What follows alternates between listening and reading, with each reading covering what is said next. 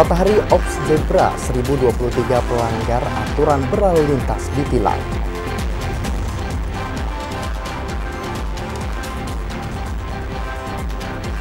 Bawaslu dan Gakumdu proses intimidasi penyelenggara pemilu.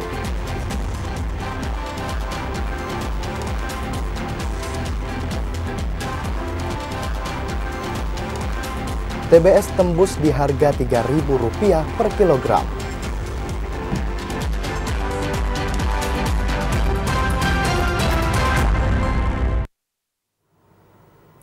Assalamualaikum warahmatullahi wabarakatuh. Terima kasih saudara Anda masih setia menyaksikan Jambi hari ini, edisi Sabtu 19 Oktober 2024. Selain 3 berita utama tadi, redaksi kami juga telah menyiapkan sejumlah informasi penting dan menarik lainnya untuk Anda.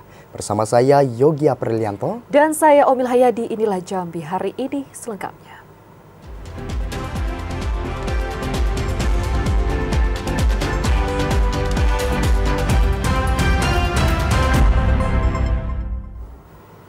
Mengawal informasi Jambi hari ini, saudara. Jalan tol pertama di Provinsi Jambi akhirnya diresmikan Joko Widodo. Hadirnya jalan tol Muaro Sembako Bayung Lencir disambut antusias para pengendara.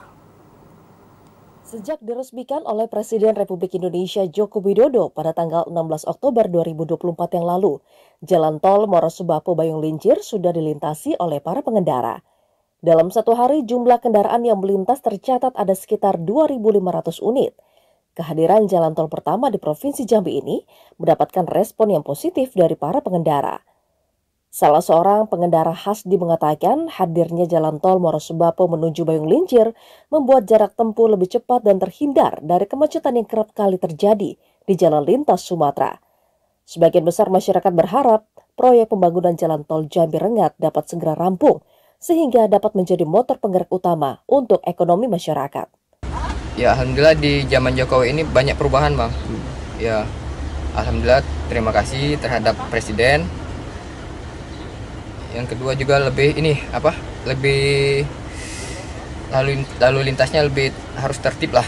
Keberhasilan kepemimpinan Presiden Republik Indonesia Joko Widodo pada bidang infrastruktur, khususnya di Provinsi Jambi juga mendapatkan apresiasi dari kalangan akademisi Weni Ira Raferawati.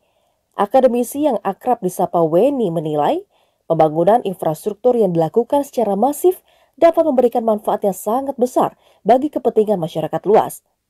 Weni berharap kepemimpinan pemerintahan yang baru dapat melanjutkan program strategis hingga ke pelosok desa. Perbanyak lagi proyek-proyek strategis untuk perbaikan infrastruktur di kabupaten-kabupaten yang memang belum tersentuh gitu ya, sehingga memudahkan akses masyarakat di berbagai bidang, terutama untuk akses pendidikan, kesehatan, itu penting infrastruktur ya. Sepanjang 1 dekade pemerintahan Presiden Republik Indonesia Joko Widodo akhirnya mewujudkan impian dari masyarakat Provinsi Jambi, yakni adanya jalan tol. Dengan hadirnya jalan tol Muaro Sembako menuju Bayung Lencir, diharapkan dapat menjadi tulang punggung pembangunan ekonomi di Provinsi Jambi. Azam Afnan, TVRI Jambi, melaporkan. Saudara, sebanyak 1.448 jalan berlubang di Jalan Nasional Kabupaten Kota di Provinsi Jambi tengah diperbaiki oleh petugas BPJN Jambi. Ditargetkan jalan berlubang ini selesai dikerjakan saat perayaan Natal dan pergantian tahun 2024-2025. Balai Pelaksana Jalan Nasional Wilayah Provinsi Jambi mengerjakan perbaikan jalan dan penutupan lubang di sejumlah jalur nasional kabupaten kota di Provinsi Jambi. Perbaikan jalan berlubang ini dilakukan guna memastikan akses jalur penghubung antar kabupaten kota maupun provinsi dapat segera diselesaikan. Kepala Kantor BPJN Jambi Ibnu Kurniawan mengatakan, tercatat hingga saat ini jalan nasional yang berlubang sebanyak 1.448 titik. Terbanyak ditemukan di wilayah Muaro Bungo dan sejumlah kabupaten di wilayah barat. Ditargetkan perbaikan jalan ini dapat diselesaikan saat perayaan Natal dan Tahun Baru 2024-2025. Selain itu, proses pengerjaan dipercepat dengan menyebar di sejumlah kerusakan dengan harapan nantinya saat arus mudik Lebaran dapat berjalan lancar. Masyarakat diimbau untuk tetap berhati-hati saat melintasi di jalur yang tengah dilakukan perbaikan dengan tidak mempercepat kendaraan. Asyar, TVRI Jambi melaporkan. Jalan rusak di kawasan Kebun Kopi Kota Jambi segera diperbaiki. Pemerintah Kota Jambi sudah mengalokasikan anggaran sebesar 1 miliar rupiah. Sejak 2 tahun lalu, jalan rusak di kawasan Kebun Kopi, Kecamatan Jambi Selatan, Kota Jambi belum diperbaiki, sehingga kerusakan jalan tersebut semakin rusak parah. Terkait hal itu, Dinas Pekerjaan Umum dan Perumahan Rakyat Kota Jambi akan melakukan perbaikan dalam waktu dekat. Bahkan alokasi anggaran sudah disiapkan sekitar 1 miliar lebih. Perbaikan akan dilakukan dengan cara pengaspalan menambal jalan yang rusak, kemudian juga membangun parit atau saluran air di kawasan tersebut, sehingga jalan tidak lagi tergenang air atau limbah pasar yang ada di pinggir jalan Kebun Kopi Kota Jambi. Kami sudah menganggarkan kegiatan di situ, kalau tidak salah 1 miliar atau 2 miliar itu. Sekarang juga dalam pelaksanaan pekerjaan. Memang dampak dari pasar yang ada itu, limbahnya juga sudah masuk ke jalan, ke badan jalan. Kadis PUPR Kota Jambi Momon Sukmana Fitra juga meminta dinas terkait untuk merelokasi pasar yang berada di kawasan tersebut, sehingga limbah pasar tidak mengalir di sepanjang jalan yang menjadi salah satu penyebab rusaknya jalan. Joko, TVRI Jambi melaporkan. Sementara itu, saudara, jalan rusak Desa Lagan Ulu, Kecamatan Geragai, Tanjung Jabung Timur dikeluhkan oleh sebagian warga. Selain licin dan sulit untuk dilintasi saat diguyur hujan, kondisi jalan yang berlubang juga kerap menyebabkan kecelakaan. Jalan di Dusun Geragai, Desa Lagan Ulu, Kecamatan Geragai, Kabupaten Tanjung Jabung Timur, rusak dan berlubang. Kondisi ini membuat para pengendara harus ekstra berhati-hati saat melintas di jalan tersebut. Saat hujan turun, jalan yang belum tersentuh aspal ini menjadi berlumpur dan sulit untuk dilalui, dan jalan pun menjadi licin, sehingga membahayakan bagi pengguna jalan, khususnya bagi pengendara sepeda motor. Kerusakan jalan sepanjang lebih dari 3 km ini telah terjadi sejak bertahun-tahun lalu. Namun hingga kini belum juga diperbaiki oleh pemerintah Kabupaten Tanjung Jabung Timur. Jalan yang rusak parah ini menghubungkan wilayah antar desa dan kelurahan. Jalan ini juga menjadi akses utama warga Dusun Geragai menuju ibu kota Kabupaten Tanjung Jabung Timur untuk mengeluarkan dan membawa hasil perkebunan ke kota dan menuju fasilitas pendidikan dan kesehatan. Harapannya ya walaupun nggak diaspal, dikasih batu kayak ini kan lumayan gitu nah. Supaya kami keluar masuk nggak susah antara anak sekolah nih kan. Anak sekolah di luar sana, SMA, SMP di sana semua. Jauh Bu ya? Jauh. Sebagian besar warga berharap pemerintahan dapat segera memperbaiki jalan yang rusak tersebut. Kliva Patria, TVRI Jambi melaporkan. Kecelakaan beruntun yang melibatkan 3 kendaraan terjadi di Jalan Lintas Sumatera kilometer 40 Pamenang Merangin. Akibatnya sopir truk dinyatakan meninggal dunia karena terjepit di ruang kemudi, sementara kernet selamat namun mengalami patah tulang di bagian kaki. Dengan susah payah, warga Kelurahan Pamenang Merangin berusaha mengevakuasi sopir truk box dan kernetnya yang terjepit di ruang kemudi usai terlibat kecelakaan beruntun di Jalan Lintas Sumatera Pamenang. Warga terpaksa menggunakan tali untuk menarik besi di bagian kabin truk karena terbatasnya peralatan. Setelah berusaha selama 1 jam lebih, korban akhirnya berhasil dikeluarkan dan langsung dibawa ke Puskesmas Pamenang untuk proses autopsi. Kanit Laka Aibda Iskandar mengatakan, kecelakaan berawal truk box melaju dari arah Sarolangun, sementara 2 truk Fuso melaju dari arah Bangko. Diduga sopir truk box mengantuk sehingga menabrak trotoar pinggir kanan jalan, dan sopir truk Fuso tidak bisa mengelak yang menyebabkan kecelakaan beruntun. Kejadiannya dari arah Sarolangun ke Bangko, mobil box diduga mengantuk sehingga menabrak tronton di sebelah kanannya. Terjadilah tabrak beruntun tronton lagi yang di belakangnya. Kalau untuk korban jiwa ada 1 meninggal di tempat, 1 lagi kenanya mengalami luka berat. Saat ini pihak kepolisian masih melakukan evakuasi kendaraan tersebut menggunakan alat berat agar jalur utama dapat kembali dilewati. Ramadan Cerbitakasa, TVRI Jambi melaporkan. Saudara, selama 4 hari operasi zebra dilakukan, ribuan pelanggaran ditindak oleh aparat kepolisian. Ribuan kendaraan tersebut langsung ditilang untuk membuat jera para pelanggar. Operasi Zebra Siginjai 2024 masih bergulir hingga tanggal 27 Oktober nanti. Selama 4 hari operasi Zebra, sebanyak 1.023 pengendara yang melanggar aturan berlalu lintas ditilang oleh polisi. Jumlah pelanggar masih didominasi oleh pengendara roda 2. Pelanggaran berupa tidak menggunakan helm, menggunakan knalpot brong, tidak memiliki SIM dan sejumlah pelanggaran lainnya. Selain yang ditilang, polisi juga memberi teguran kepada 966 pengendara yang melanggar. Paur Penum Bithumas Polda Jambi, Ibda Maulana menjelaskan, penindakan ini agar para pelanggar jera dan selalu mematuhi peraturan berlalu lintas untuk mendukung keselamatan berkendara. Sementara itu, polisi juga mencatat 2 angka kecelakaan di wilayah Provinsi Jambi. Dalam kecelakaan tersebut, 2 orang meninggal dunia. Sementara 4 korban lainnya mengalami luka berat dan ringan. Operasi Zebra Siginjai 2024 berlangsung selama 14 hari yang dihitung sejak 14 hingga 27 Oktober mendatang. Dalam operasi Zebra Siginjai 2024 ini, setidaknya ada 8 pelanggaran yang menjadi prioritas pelanggaran. Ari Haryono, TVRI Jambi melaporkan. Bawaslu dan Gakumdu proses intimidasi penyelenggara pemilu. Informasi selengkapnya akan kami hadirkan usai jeda pariwara berikut. Saudara, tetaplah bersama kami.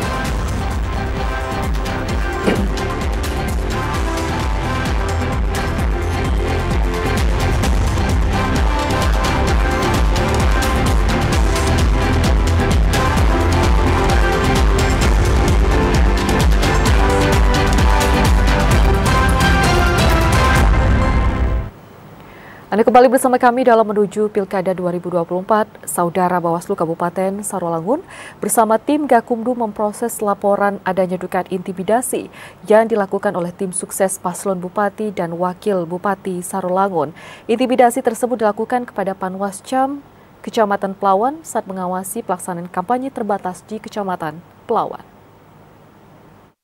Pelaksanaan pemilihan kepala daerah di masa kampanye dalam wilayah Kabupaten Sarolangun diawasi secara melekat oleh jajaran Badan Pengawasan Pemilu di setiap tingkatan. Namun dalam pengawasan yang dilakukan, petugas Panwascam mendapatkan intimidasi dan tindakan kekerasan oleh salah satu tim pasangan calon bupati dan wakil bupati. Komisioner Bawaslu Sarolangun Divisi Penyelesaian dan Penanganan Konflik Aspriyadi sangat menyayangkan adanya insiden intimidasi dan tindakan kekerasan terhadap Panwascam. Karena petugas sedang melaksanakan tugas pengawasan sesuai dengan prosedur. Aspriyadi menjelaskan berdasarkan barang bukti serta fakta di lapangan, petugas Panwascam bersama panitia pengawas kelurahan desa menemukan ada seorang pegawai P3K yang hadir di dalam tenda dengan menggunakan atribut calon. Petugas pun langsung melakukan tindakan humanis, menegur dengan baik dan meminta untuk tidak berada di arena lokasi kampanye. Beberapa saat ini kemudian, petugas Panwascam didatangi tim sukses dan langsung melakukan intimidasi dan tindakan kekerasan. Jadi karena kita kan melaksanakan tugas, dan tugas itu sesuai dengan prosedur dan surat perintah tugasnya juga sudah ada. Undang-undang memanahkan kita untuk melaksanakan tugas ini. Pokoknya menghalangi tugas. Kita ini kan dimanakan undang-undang, melaksanakan tugas dan tupoksi sebagai lembaga. Saat ini, Sentra Penegak Hukum Terpadu Kabupaten Sarolangun sudah melakukan rapat koordinasi dan proses pendalaman terkait tindak pidana kekerasan dan intimidasi dengan melakukan kajian-kajian hukum untuk diproses lebih lanjut ke arah tindak pidana. Edi Kusnadi, TVRI Jambi melaporkan. KPU Sarolangun menerima logistik surat suara pemilihan gubernur dan wakil gubernur Jambi. Logistik tersebut dikemas di dalam 110 box, selanjutnya disimpan di gudang logistik KPU Sarolangun. Surat suara untuk pemilihan gubernur dan wakil gubernur Jambi sudah diterima KPUD Sarolangun sebanyak 219.647 lembar, berada di dalam 110 box. Masing-masing box berisi 2.000 lembar surat suara Pilgub. Komisioner KPUD Sarolangun Divisi Teknis Penyelenggara Pemilu Ari Wibowo mengatakan pengiriman logistik surat suara Pilgub Jambi sepenuhnya diatur jasa pengiriman yang bekerja sama dengan KPU RI. Adapun jumlah surat suara yang diterima sudah memenuhi kebutuhan pelaksanaan Pilgub 2024 dan disesuaikan dengan daftar pemilih tetap atau DPT, yakni 214.042 orang, termasuk penambahan kebutuhan surat suara cadangan sebesar 2,5% dari DPT. Ari menjelaskan untuk sementara logistik tersebut disimpan di gudang logistik KPUD Sarolangun. Proses pendistribusian surat suara Pilgub Jambi mendapatkan pengawalan dan pengawasan dari jajaran Bawaslu dan Polres Sarolangun. KPUD Sarolangun belum membuat jadwal kapan pelaksanaan sortir dan pelipatan surat suara Pilgub 2024. Edi Kusnadi, TVRI Jambi melaporkan. Saudara, Bawaslu Provinsi Jambi terus melakukan pengawasan melekat pada tahapan Pilkada serentak 2024 termasuk pelipatan dan juga penyortiran surat suara di setiap kabupaten kota. Dan untuk mengetahui informasi selengkapnya, kita telah terhubung dengan kontributor TVRI Jambi, ada Joko Prasetyo. Joko, selamat sore Joko. Bagaimana pengawasan Bawaslu Provinsi Jambi sendiri terkait penyortiran dan juga pelipatan surat suara di 11 kabupaten kota dalam Provinsi Jambi? Silakan Joko. Ya, baik, terima kasih. Memang saat ini Bawaslu Provinsi Jambi terus melakukan pengawasan secara melekat terhadap pelaksanaan Pilkada serentak 2024 di Provinsi Jambi. Saat ini Bawaslu juga melakukan, selain kampanye, juga melakukan pengawasan terhadap penggunaan atau pelipatan dan sortir surat suara yang akan dilakukan oleh KPU Provinsi Jambi. Memang saat ini masih berlangsung pengawasan dilakukan dan hari ini Bawaslu juga akan meningkatkan koordinasi terhadap KPU Provinsi Jambi dan melakukan pengawasan di setiap kabupaten kota di dalam Provinsi Jambi karena memang untuk surat suara pemilihan gubernur Provinsi Jambi ini memang telah didistribusikan ke kabupaten kota masing-masing sehingga untuk pelaksanaan pelipatan dan sortir surat suara dilakukan oleh KPU masing-masing yang ada di kabupaten kota. Untuk saat ini juga Bawaslu melakukan pengawasan melekat karena memang surat suara menjadi potensi besar dalam potensi pelanggaran Pilkada serentak 2024. Jadi jangan sampai nantinya surat suara ini sengaja dihilangkan untuk memenangkan masing-masing atau salah satu pasangan calon kepala daerah di Provinsi Jambi, sehingga memang pengawasan secara melekat ini perlu dilakukan untuk menciptakan pilkada yang aman, jujur, adil, dan damai. Demikian.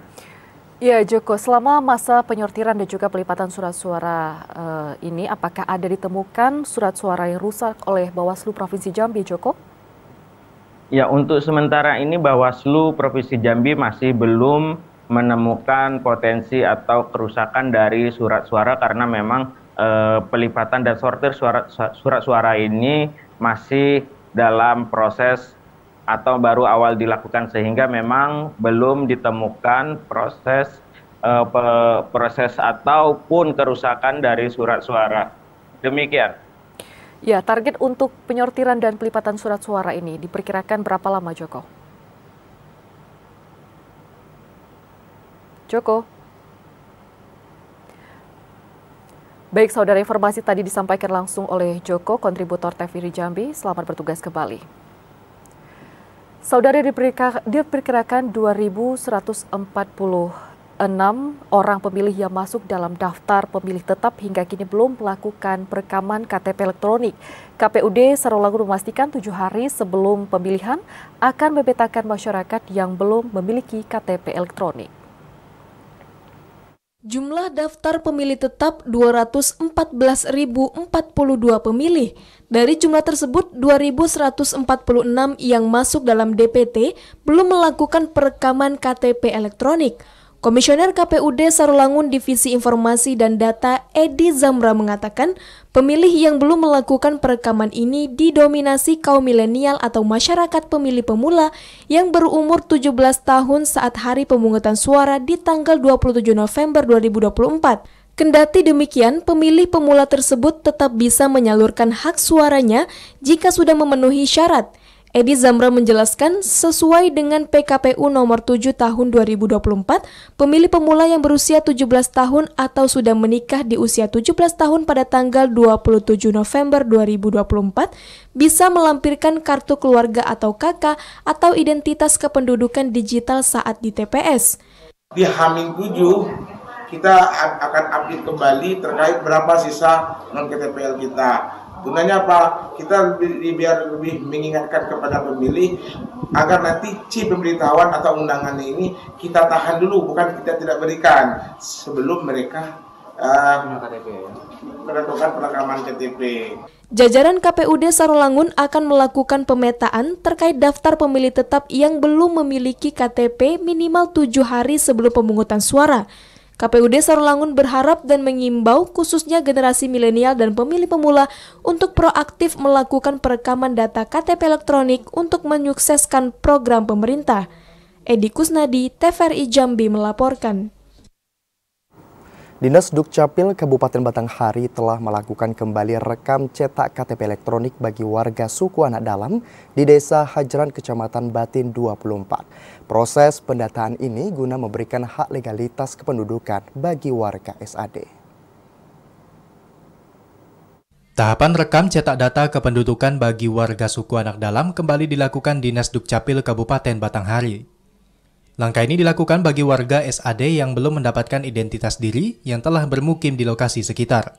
Selain orang tua, sasaran perekaman itu pun juga dilakukan bagi remaja yang telah menginjak usia 17 tahun. Kepala Dinas Kependudukan dan Catatan Sipil Batanghari, Reflizer, mengatakan, pihaknya telah melakukan perekaman terhadap 27 warga SAD di Desa Hajran. Langkah ini selain untuk memberikan hak legalitas kependudukan mereka yang telah bermukim di wilayah sekitar, juga sebagai bentuk untuk mendukung KPU dalam meningkatkan partisipasi pemilih pada Pilkada serentak 27 November 2024. Lakukan di 3 hari, yang pertama hari Selasa di Desa Hajran tersebut kami lakukan pelayanan, kemudian hari Rabu mereka tuh bisa kumpul di suatu tempat di belakang Desa Hajran namanya Sekolah Rimba. Pada saat pelayanan tersebut dari pagi hingga sore mereka banyak datang, sekitar 60-70 orang mereka datang. Reflizer juga menyebutkan sebelumnya, upaya mempercepat kepemilikan identitas diri telah dilakukan pihaknya kepada warga SAD di wilayah lainnya, yakni Desa Jeluti dan Olak Besar, dengan total keseluruhan yang telah merekam cetak mencapai 213 orang. Ade Juniawan, TVRI Jambi melaporkan. Sementara itu, saudara, menjelang pelaksanaan hari pencoblosan Pilkada serentak 27 November 2024 mendatang, pejabat Bupati Sarolangun meminta warga suku anak dalam yang sudah masuk dalam daftar pemilih tetap atau DPT untuk dikawal hingga ke tempat pemungutan suara. Berdasarkan data di pemilihan umum tanggal 14 Februari 2024 lalu, jumlah warga suku anak dalam yang memiliki hak pilih mencapai 738 orang, terdiri dari pemilih laki-laki 394 orang dan pemilih perempuan 344 orang, tersebar di 5 kecamatan, yakni Kecamatan Air Hitam, Limun, Sarolangun, Batin 8, Kecamatan Cermin dan Gedang. Ratusan warga suku anak dalam ini berada di 15 desa dan 20 tempat pemungutan suara atau TPS. Menyikapi ini, penjabat Bupati Sarolangun Bahri mengatakan pihaknya minta jajaran Bawaslu dan KPU di setiap tingkatan dapat melakukan pengawasan serta mengawal agar warga suku anak dalam yang memiliki hak pilih bisa menggunakan hak pilihnya sesuai dengan hati nurani mereka. Selain itu, penjabat Bupati juga minta camat dan kepala desa untuk selalu mengingatkan agar warga suku anak dalam tidak menjadi golongan putih atau golput. Penjabat Bupati mengajak seluruh elemen masyarakat untuk menjadikan warga suku anak dalam sebagai pioner masyarakat adat yang menolak adanya politik uang. Edi Kusnadi, TVRI Jambi melaporkan. Pilkada 2024 di Kabupaten Batanghari menghadirkan fenomena unik dengan satu pasangan calon yang bertarung melawan kota kosong, yakni pasangan petahana Muhammad Fadil Arif dan Bakhtiar. Sementara itu, KPU Batanghari juga telah mengizinkan kampanye untuk kota kosong meskipun ajakan untuk golput atau tidak hadir ke TPS tetap dilarang. Untuk mengetahui informasi selengkapnya, saat ini kami telah terhubung dengan reporter TVRI Jambi Chandrika Divadi. Selamat sore, Cika. Ya Cika, apa yang menyebabkan hanya ada satu pasangan calon dalam Pilkada Batanghari tahun 2024 ini?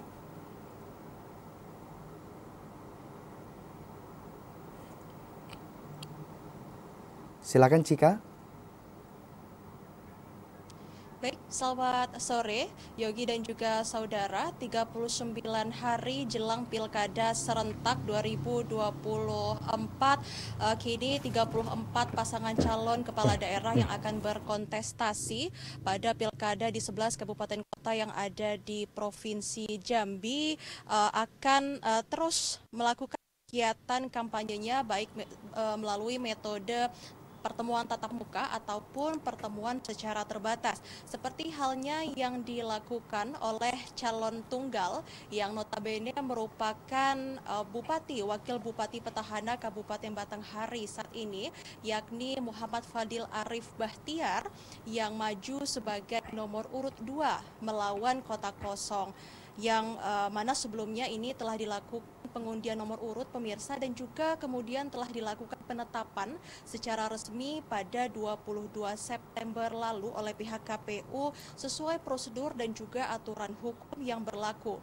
Meskipun Kota Kosong ini pemirsa merupakan suatu hal yang lumrah terjadi dalam dinamika politik, namun tentunya fenomena ini merupakan suatu hal yang baru khususnya bagi pihak penyelenggara dan juga masyarakat di Kabupaten Batanghari.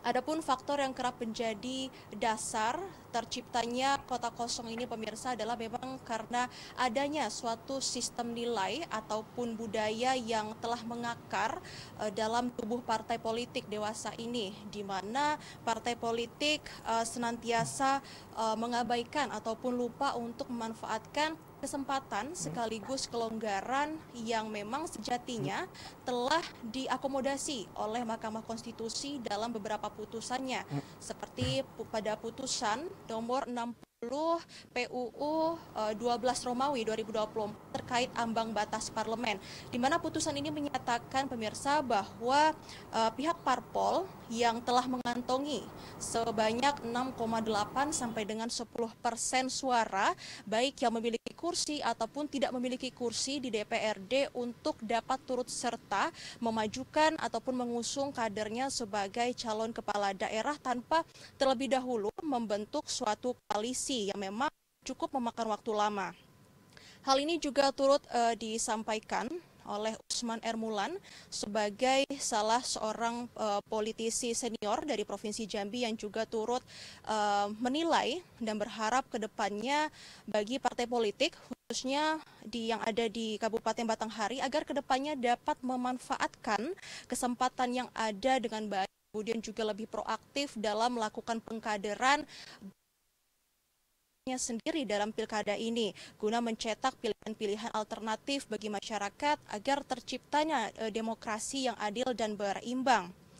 Karena memang pemirsa pada sampai dengan masa penutupan pendaftaran yang telah diperpanjang juga sebelumnya pada 4 September lalu, pihak KPU Batanghari dan juga pihak petahana yang mendaftar ini telah memberikan keleluasaan dan juga kesempatan bagi masing-masing parpol dan juga pihak-pihak independen untuk dapat mencalonkan diri. Namun hingga penutupan tidak ada lagi partai politik dan juga calon-calon independen yang turut mendaftarkan dirinya selain Muhammad Fadil Arif dan Bahtiar. Sementara demikian kembali ke studio Yogi.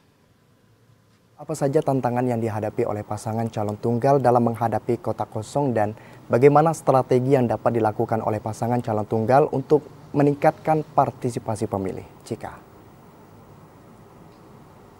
Ya, memang sebagai fenomena yang relatif baru dalam dunia perpolitikan di Provinsi Jambi, tentunya fenomena Kota Kosong ini pemirsa dapat kami informasikan adalah suatu tantangan tersendiri baik bagi pihak penyelenggara maupun juga bagi calon tunggal yang akan berkompetisi, di mana hal yang sangat dirasakan dari pihak penyelenggara adalah di mana pihak penyelenggara dituntut untuk dapat lebih fokus dalam melakukan pemahaman lebih dalam terkait penerapan regulasi agar tepat dan sesuai. Kemudian di sisi lain dalam aspek politik, sosial, budaya yang sangat langsung dirasakan oleh calon tunggal, yakni adalah di mana menjadi kekhawatiran bersama adalah terjadinya penurunan partisipasi masyarakat. Karena memang sejumlah masyarakat mungkin merasa tidak punya pilihan lain, dan pada akhirnya ini menjadi tantangan tersendiri bagi calon tunggal untuk dapat betul-betul meyakinkan dan juga membuktikan elektabilitasnya yang dinilai baik kepada masyarakat secara luas, termasuk dalam kampanye yang saat ini sedang berlangsung. Kemudian tak hanya itu pemirsa, di saat paslon lainnya nanti akan menggelar debat Pilkada 2024 beradu aspirasi dengan kandidat lainnya. Nantinya pihak KPU Batanghari juga akan memberikan ruang yang sama bagi calon tunggal untuk melakukan kampanye terbuka berupa pemaparan visi misi, kemudian nantinya juga akan dialog terbuka, sesi tanya jawab antara panelis dan juga calon tunggal yang dapat diajukan oleh panelis kepada calon tunggal sebagaimana diatur dalam PKPU nomor 13 tahun 2024. Demikian yang dapat kami laporkan, kembali ke studio. Yogi. Baik, terima kasih Cika atas laporan Anda. Selamat sore dan selamat bertugas kembali. Saudara, tetaplah bersama Jambi hari ini karena kami masih akan kembali dengan sejumlah informasi penting dan menarik lainnya untuk Anda. Di antaranya pengucapan sumpah dan janji pimpinan DPRD Provinsi Jambi periode jabatan 2024-2029 sesaat lagi.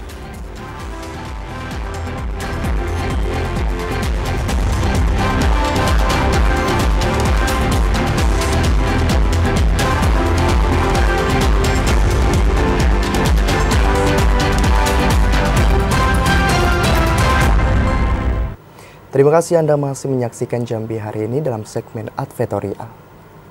Ya saudara, penjabat sementara Gubernur Jambi Sudirman menjadi saksi pengambilan sumpah dan janji pimpinan DPRD Provinsi Jambi masa jabatan 2024-2029 yang dilakukan oleh Ketua Pengadilan Tinggi Jambi Hedri Agustin. Penjabat sementara Gubernur Jambi Sudirman secara langsung menjadi saksi pengucapan sumpah dan janji pimpinan DPRD Provinsi Jambi masa jabatan 2024 hingga 2029.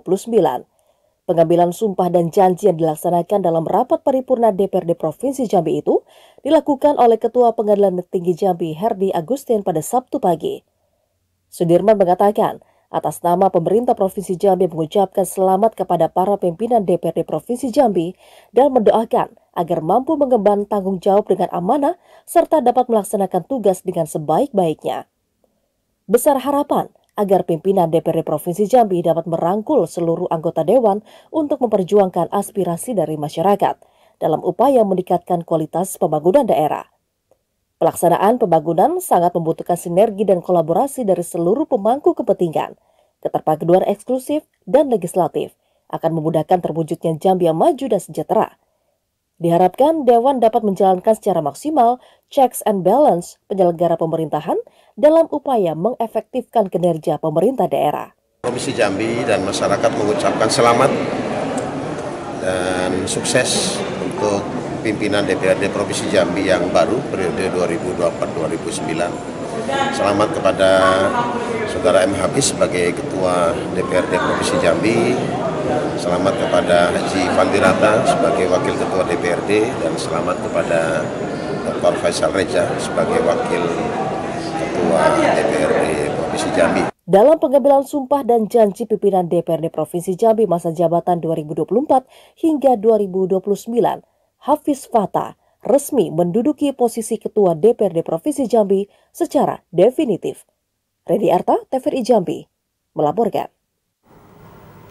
Saudara, dalam upaya membangun pemahaman yang baik dan komprehensif terhadap kerjasama luar negeri bagi rumah sakit, penjabat sementara Gubernur Jambi Sudirman secara resmi membuka pelaksanaan kegiatan sosialisasi advokasi program kerjasama luar negeri rumah sakit di Provinsi Jambi. Penjabat sementara Gubernur Jambi Sudirman secara resmi membuka pelaksanaan kegiatan sosialisasi advokasi dan pendampingan implementasi program kerjasama luar negeri rumah sakit di Provinsi Jambi. Kegiatan yang diselenggarakan Kementerian Kesehatan Republik Indonesia itu dipusatkan di Rumah Sakit Umum Daerah Raden Matahir Jambi. Sudirman mengatakan, kerjasama luar negeri rumah sakit menjadi upaya untuk meningkatkan kualitas pelayanan kesehatan di daerah. Pemerintah Provinsi Jambi menyambut baik kegiatan tersebut untuk membangun pemahaman yang baik dan komprehensif tentang kerjasama luar negeri rumah sakit. Pembangunan sektor kesehatan merupakan salah satu prioritas utama dalam pembangunan nasional dan pembangunan daerah, baik yang sifatnya pencegahan maupun pengobatan. Sinergi bersama seluruh pemangku kepentingan menjadi bagian dalam upaya mewujudkan kualitas dan kuantitas pelayanan kesehatan yang baik bagi masyarakat. Harap agar kerjasama ini juga kerjasama luar di rumah sakit ini bisa terus ditingkatkan. Kita rumah sakit Jambi punya potensi, sumber daya manusianya sudah memadai ya. Kemudian infrastruktur saya pikir perlu peningkatan lebih lanjut karena ada bagian-bagian penting yang tidak dikelola oleh Mataher, misalnya kita bisa lakukan perbaikan infrastruktur melalui kerjasama itu. Jadi mudah-mudahan bisa direalisasikan untuk berikutnya setelah ada sosialisasi dari Kementerian Kesehatan. Penjabat sementara Gubernur Jambi Sudirman berharap kegiatan sosialisasi advokasi program kerjasama luar negeri dapat meningkatkan kualitas pelayanan rumah sakit agar berdampak positif terhadap peningkatan kemajuan daerah. Randy Arta, TVRI Jambi melaporkan. Berperan penting dalam kemajuan daerah dan negara, penjabat sementara Gubernur Jambi Sudirman menekankan pentingnya perhatian terhadap anggota Korpri dalam upaya mewujudkan percepatan pembangunan daerah. Penjabat sementara Gubernur Jambi yang juga merupakan Ketua Korpri Provinsi Jambi Sudirman menekankan pentingnya perhatian terhadap anggota Korpri, baik dari sisi kesejahteraan maupun perlindungan. Hal tersebut dikemukakannya Sudirman saat membuka rapat kerja Dewan Pengurus Korpri Provinsi Jambi masa bakti 2024-2029. Sudirman mengatakan, perencanaan dan pelaksanaan pembangunan daerah adalah tahapan kegiatan yang melibatkan berbagai unsur pemangku kepentingan, termasuk di dalamnya pegawai Republik Indonesia. Eksistensi Korpri berperan penting dalam kemajuan daerah dan negara. Pembinaan seluruh pegawai Republik Indonesia khususnya Provinsi Jambi agar mandiri, profesional, dan produktif sangat dibutuhkan untuk memaksimalkan pelaksanaan pembangunan. Pelaksanaan rapat kerja harus dimanfaatkan dengan optimal agar dapat menyatukan persepsi guna menghasilkan program dan kebijakan yang berarti bagi peningkatan kualitas Korpri. Masa bakti pengurus Korpri Provinsi Jambi 2024-2029 memiliki program kerja yang tidak hanya fokus pada pengembangan internal organisasi, tapi juga berorientasi pada kesejahteraan anggota Korpri di berbagai aspek. Banyak hal lagi yang tadi digagas, misalnya bagaimana menyusun untuk tata cara pemakaman bagi anggota Korpri. Bagaimana untuk Korpri juga disediakan tempat pemakamannya. Jadi ada banyak hal lagi yang mungkin bisa kita rumuskan untuk program 5 tahunan maupun program tahunan. Saya ingin program tahunan itu disusun seperti kita menyusun APBD. Ya, 5 tahunan sama seperti RPJMD. Nanti masing-masing bidang silakan usulkan ini anggarannya, usulkan ini anggarannya, usulkan ini anggarannya. Berdasarkan data pengurus Korpri, anggota Korpri di seluruh Provinsi Jambi mencapai angka lebih dari 10.000 orang. Randy Arta, TVRI Jambi melaporkan. Beralih ke informasi lain, Saudara Kementerian Hukum dan HAM Provinsi Jambi menggelar seleksi kompetensi dasar penerimaan CPNS tahun 2024 yang dilaksanakan di Abadi Convention Center pada Sabtu tadi pagi. Kemenkumham Jambi memastikan seluruh seleksi berjalan dengan aman, bersih, dan juga jujur. Pihak Kantor Wilayah Kementerian Hukum dan HAM Jambi menggelar seleksi kompetensi dasar atau SKD calon pegawai negeri sipil Kementerian Hukum dan Hak Asasi Manusia tahun 2024 di Abadi Convention Center Jambi Sabtu pagi tadi. Satu persatu peserta yang telah dinyatakan lulus administrasi awal diperiksa oleh petugas Kanwil Kemenkumham Jambi. Pemeriksaan itu meliputi barang bawaan hingga pemeriksaan dokumen peserta sebelum masuk ke ruang ujian. Kepala Kanwil Kemenkumham Jambi, Eli Yuzar mengatakan, seleksi ini akan berjalan bersih, jujur, dan adil. Dengan harapan agar semua peserta bisa mempersiapkan diri dengan baik dan berkompetisi secara sehat. Dijadwalkan seleksi ini akan berlangsung dari tanggal 19 sampai dengan 25 Oktober 2024 dengan jumlah peserta 12.774 orang. Dibagi menjadi beberapa seksi dengan satu sesi 520 orang. Bahwasanya sejak beberapa hari yang lalu kita telah mempersiapkan diri bagaimana pelaksanaan seleksi CAT ini bisa berjalan lancar. Kita bekerjasama dengan dari BKN pusat maupun dari Biro SDM, Sarpras semuanya terkait dengan komputer, itu dari vendor kita yang ada di Jakarta. Selesai semuanya tadi malam pukul 23.54.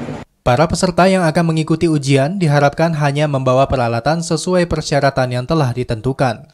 Para peserta diminta percaya pada kemampuan diri masing-masing. Asar, TVRI Jambi melaporkan. Pasca diresmikannya ruas jalan tol Muaro Sebapo Bayung Lencir oleh Presiden Joko Widodo, perwakilan Bank Indonesia Provinsi Jambi melaksanakan sosialisasi uang elektronik di gerbang tol Muaro Sebapo Bayung Lencir. Perwakilan Bank Indonesia Provinsi Jambi mengkampanyekan penggunaan uang elektronik di gerbang tol Muaro Sebapo Bayung Lencir. Sosialisasi berlangsung Jumat kemarin 18 Oktober 2024. Bank Indonesia Provinsi Jambi menggandeng 4 perbankan, di antaranya Bank Mandiri, BNI, BRI, dan BCA.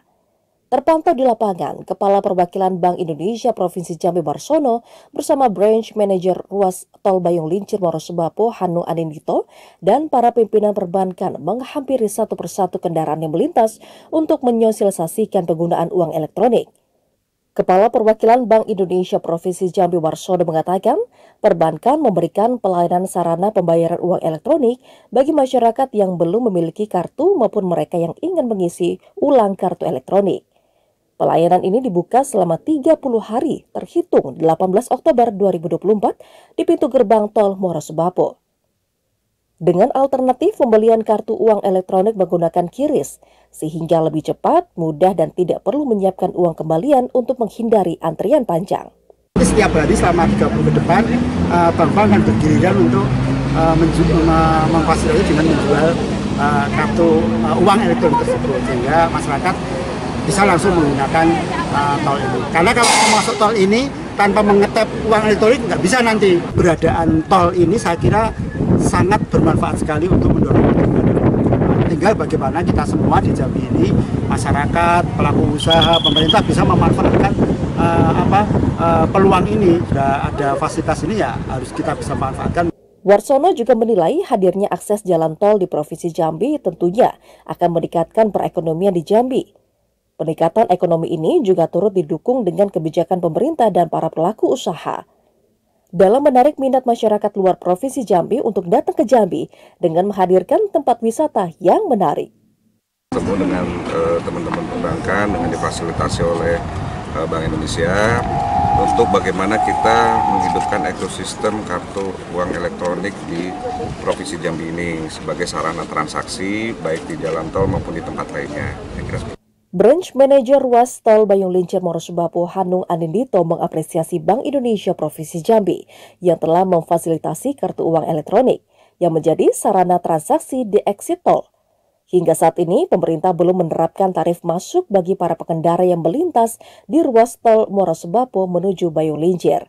Pelayanan penggunaan uang elektronik yang difasilitasi Bank Indonesia bersama pihak tol ini disambut positif bagi pengendara yang melintas di ruas tol Muaro Sebapo menuju Bayung Lencir. Usai mengkampanyekan penggunaan uang elektronik, Kepala Perwakilan Bank Indonesia Provinsi Jambi Warsono bersama rombongan berkesempatan untuk menjajal ruas tol dari gerbang Muaro Sebapo menuju exit tol Bayung Lencir. Azam Afnan, TVRI Jambi, melaporkan.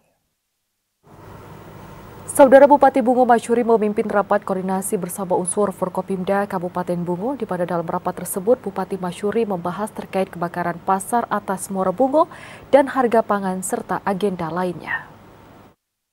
Sebagai langkah antisipasi cepat tanggap pasca musibah kebakaran Pasar Atas Muara Bungo yang terjadi beberapa hari yang lalu, Bupati Bungo Mashuri melakukan rapat koordinasi agenda bulanan dengan unsur Forkopimda serta OPD terkait. Ini dilakukan guna mengambil langkah cepat untuk penanganan setiap ada masalah. Bupati Bungo Mashuri mengatakan, rapat koordinasi kali ini intinya membahas terkait kebakaran 12 petak kios pedagang di Pasar Atas Muara Bungo dengan melibatkan Dinas PU Bungo untuk membuka akses jalan masuk ke Pasar Atas. Kemudian bersama BPBD membahas langkah antisipasi banjir dan tanah longsor di wilayah rawan banjir dan longsor. Pimda rutin biasa, rapat rutin. Ada 4 hal yang kami bicarakan hari ini. Yang pertama, pasca kebakaran Pasar Atas. Nah, mesti itu kita bersihkan agar memang nanti selesai pasca kebakaran ini di lokasi masih bisa nanti mungkin ke depan aktivitas masyarakatnya untuk berdagang mungkin bisa kita selesaikan. Yang kedua, masalah terkait pilkada secara keseluruhan alhamdulillah berjalan dengan baik dan lancar. Rapat koordinasi rutin bulanan ini juga membahas terkait persiapan logistik KPU dan rencana penyaluran logistik KPU ke 17 kecamatan. Pemerintah Kabupaten Bungo siap membantu dalam setiap proses tahapan Pilkada 2024. Agenda lainnya yang dibahas adalah ketersediaan bahan pangan di pasar tradisional modern guna mengendalikan inflasi.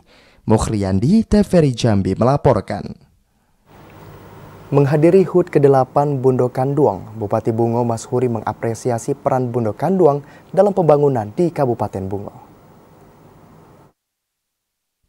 Bupati Bungo Mashuri bersama Ketua TP PKK Kabupaten Bungo, Ferawati Mashuri, menghadiri hari ulang tahun ke-8 Bundo Kanduang Kabupaten Bungo di salah satu hotel. Bupati Bungo Mashuri mengatakan, sebagai mitra pemerintah kabupaten, peran serta Bundo Kanduang cukup besar manfaatnya bagi keberhasilan pembangunan dan kemajuan Kabupaten Bungo. Pemkab Bungo pun mengucapkan terima kasih atas kehadiran Bundo Kanduang di tengah masyarakat. Kedepan diharapkan kebersamaan dan kolaborasi Bundo Kanduang dengan pemerintah Kabupaten Bungo tetap terjaga, guna mewujudkan Kabupaten Bungo maju dan sejahtera sesuai dengan visi dan misi Bupati dan Wakil Bupati Bungo. Yang ke-8 Bundo Kandung, kami bersama menyampaikan ucapan selamat ulang tahun organisasi Bundo Kandung di Kabupaten Bungo ini. Sudah banyak kontribusi yang diberikan kawan-kawan mahmah kita Bundo Kandung ini untuk kehidupan bersosial masyarakat di Kabupaten Bungo ini. Tentu ke depan kami juga berharap peran dari Bundo Kandung ini untuk bersama-sama memajukan Kabupaten Bungo yang kita cintai. Sementara itu, peringatan HUT ke-8 Bundo Kanduang tahun 2024 ini berbeda dari tahun sebelumnya. Pada tahun ini Bupati Bungo bersama istri hadir dengan menggunakan pakaian adat Minangkabau. Di akhir acara turut ditampilkan tarian khas Minangkabau. Mukhriyandi, TVRI Jambi melaporkan. Saudara, kreativitas dan inovasi merupakan dua aspek yang tidak terpisahkan dan seharusnya dimiliki oleh setiap individu. Oleh karena itu, penting untuk memberikan stimulus kepada anak sejak usia dini agar bisa tumbuh menjadi pribadi yang kreatif. Kreativitas dan inovasi menjadi dua aspek yang tidak terpisahkan dan perlu ditumbuh kembangkan dalam diri anak sejak usia dini.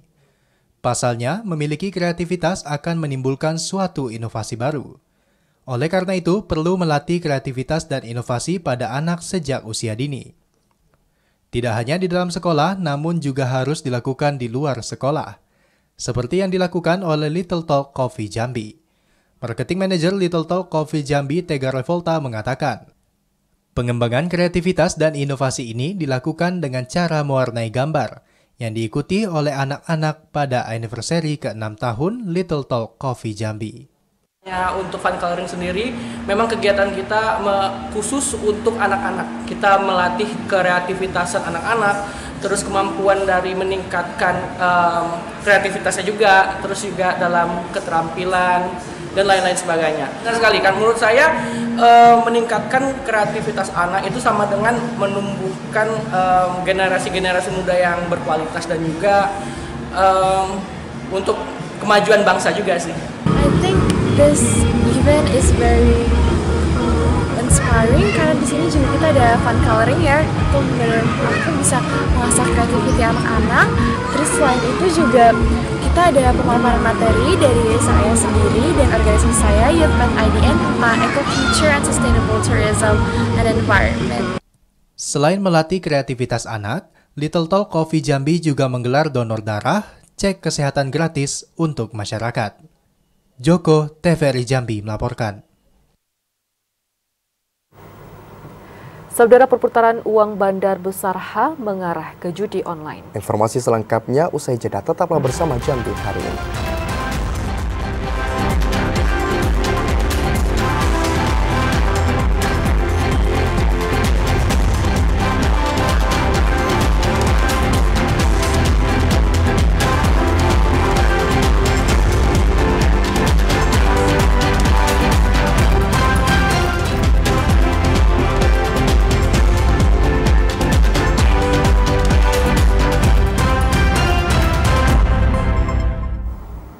Terima kasih saudara, Anda masih menyaksikan Jambi hari ini.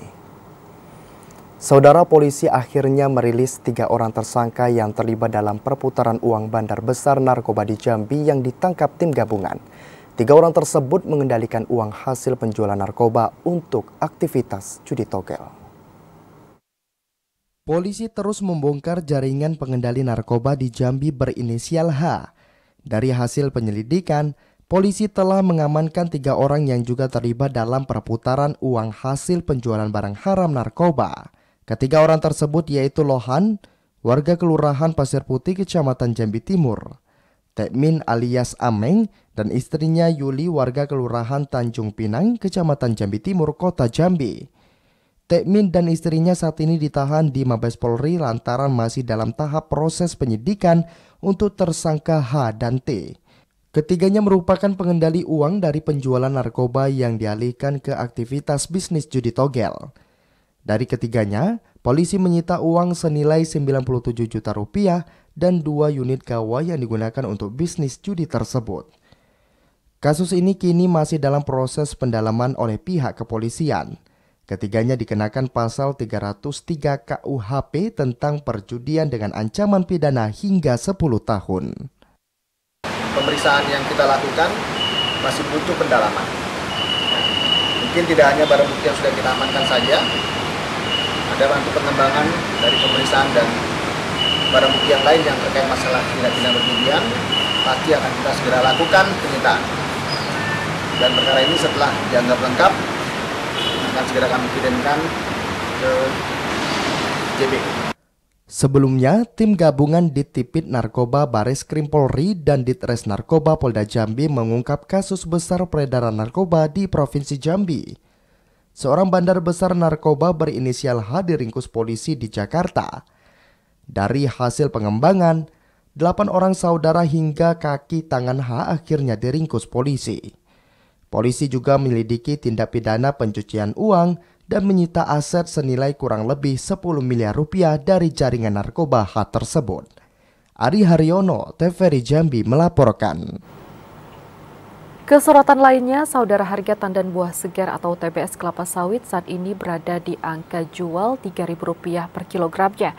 Meski terjadi peningkatan harga jual, namun kondisi ini tidak didukung dengan hasil buah yang maksimal. Untuk saat ini, petani kelapa sawit mulai dapat bernapas lega karena kondisi harga jual tandan buah segar TBS sudah berkisar di angka Rp2.500 sampai Rp3.000 di tingkat pabrik pengelola CPO. Kenaikan harga ini pun terjadi sejak pekan lalu sesuai penetapan dari pemerintah Provinsi Jambi. Kepala Dinas Perkebunan dan Peternakan Batanghari Maramulya Pane mengatakan, untuk harga jual TBS ini masih tetap menyesuaikan dengan masa usia tanaman, dan apabila usia tanaman semakin tua, maka harga jual dari TBS akan semakin mahal. Meski dengan kondisi harga yang sudah mulai membaik, Namun tidak dapat dipungkiri untuk saat ini hasil panen buah sawit di kalangan petani belum maksimal atau mengalami trek akibat dari pengaruh cuaca kemarau yang terjadi. Mara Mulia Pane berharap kondisi harga jual TBS yang sudah mulai stabil ini dapat selalu terjaga agar tingkat kesejahteraan petani kelapa sawit terus membaik.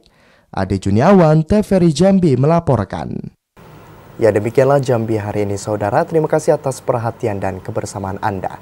Saya Yogi Aprilianto. Dan saya Omil Hayadi bersama kerabat kerja yang bertugas pamit undur diri. Wassalamualaikum warahmatullahi wabarakatuh dan sampai jumpa.